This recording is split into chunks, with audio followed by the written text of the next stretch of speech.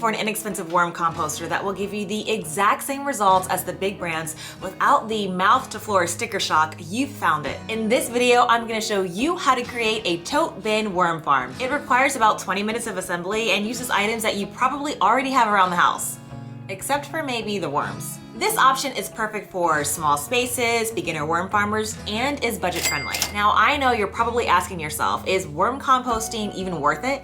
100% yes. With a worm bin, you can create organic compost significantly faster than conventional composting, which can take months to break down. And the faster you have compost means that you can put more of it in your garden. That's always a plus. With castings, the worms do all the work of speeding up the process of decay. As the worms digest your food scraps, they expel inoculated material, their poo, which contains beneficial bacteria that is sealed in this mucus coating that releases nutrients to your plants for months. And that's the stuff that gardeners refer to as black gold. Now here's what's really cool about what worm castings contain. First off, they have higher concentrations of nutrients like calcium, magnesium, and sulfur than compost.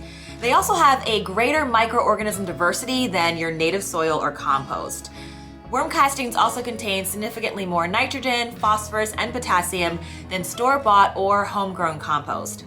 Finally, worm castings contain tons of binding sites for micronutrients so that they don't wash away during waterings or rain showers. I'll take it. And once you start introducing worm castings to your garden, you'll notice improved seed germination rates, more yields and faster growing plants, increased water retention in your soil, and reduced pest management because castings contain properties that actually repel harmful insects. Keeping a worm farm is especially practical if you're a small space homestead dreamer like me. Now, I'm using larger size bins here in my townhouse, but you can easily apply this exact same method using smaller size totes if you're in an apartment. And don't worry, things are not going to get out of hand. Worms intrinsically stop or start reproduction depending on the size of their environment. Now let's get to this easy project. But before we begin, it's totally fine if you're able to repurpose bins that you already have, but if you do, be sure to clean them with a mild cleaner to remove anything that may be harmful to your worms. The first thing you're going to do is line the floor of your first bin with a layer of newspaper. Cover your newspaper with a 4 to 6 inch layer of coco coir. If you have it, add a little compost and several handfuls of damp native soil.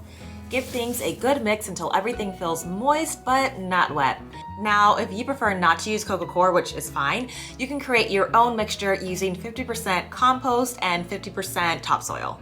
Next, dig a shallow hole and add the worms. My preferred supplier is Uncle Jim's Worm Farm, an online company that will ship your little livestock straight to your door with a 3-day guaranteed alive promise. This company is excellent. Alternatively, you can pick up night crawlers from your local hardware store if you want your worms immediately. Add the soil and bedding back on top and cover with a layer of newspaper. Now go ahead and grab your second bin. Create a pattern of about a 1/4 inch drill holes across the base of each tote bin that you plan to designate as a stacking layer. Space the holes about 1 inch to 2 apart, top to bottom, left to right. Now it's time to drill your ventilation holes. Place your drill 3 inches below the top of the bin and drill 2 rows of about a 1/4 inch holes spaced 2 inches apart around the perimeter of the bin. Step 5, secure the lid. Place the lid on top and make sure that it's fastened. Next, you're going to drill 1 row of about a 1/4 inch holes spaced 4 inches apart on the lid. Now this will allow light to penetrate to the top of the soil surface, and because red wrigglers will avoid the light, this will encourage them to remain sublevel and burrow deep in the bedding. The extra holes also ensure that the worms have sufficient airflow. Secure the bin by placing the lid on top of the second bin. Step 6, keep things cool, dark, and damp. That can maintain a temperature of 55 to 70 degrees, as worms don't do well in extremely hot or cold conditions. If your weather meets these conditions year-round, feel free to keep them outside and away from curious pets. Repurpose a clean spray bottle to keep the bedding damp with water.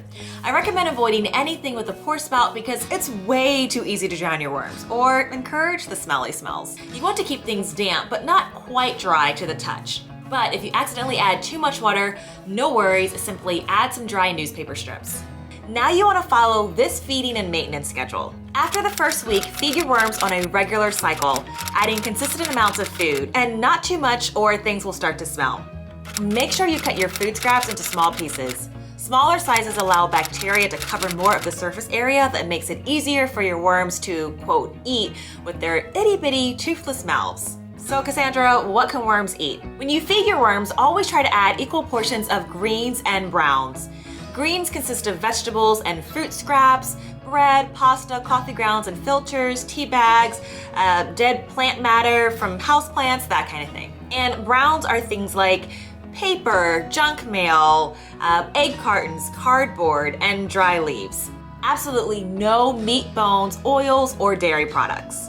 Now, here's a maintenance tip that I want to pass on to someone who will remain unnamed. Either set an alarm or mark your calendar to schedule weekly 2-minute check-ins. Worms aren't like other living creatures in your house that move freely, bark, or smell, so you can easily forget about them. I may be speaking from experience, maybe not. Step 8, keep stacking and checking. So your third and any subsequent bins will vertically stack on the first bin that doesn't have any holes. And here's kind of what you need to ensure. Always cover your scraps with a few newspaper shreddings, existing bedding material, and keep the lid closed to discourage pets. After 2 to 3 months, your baby worms will grow and multiply and produce beautifully dark worm castings. When you reach this point, set up a new bin using the procedures in step 3 and 4.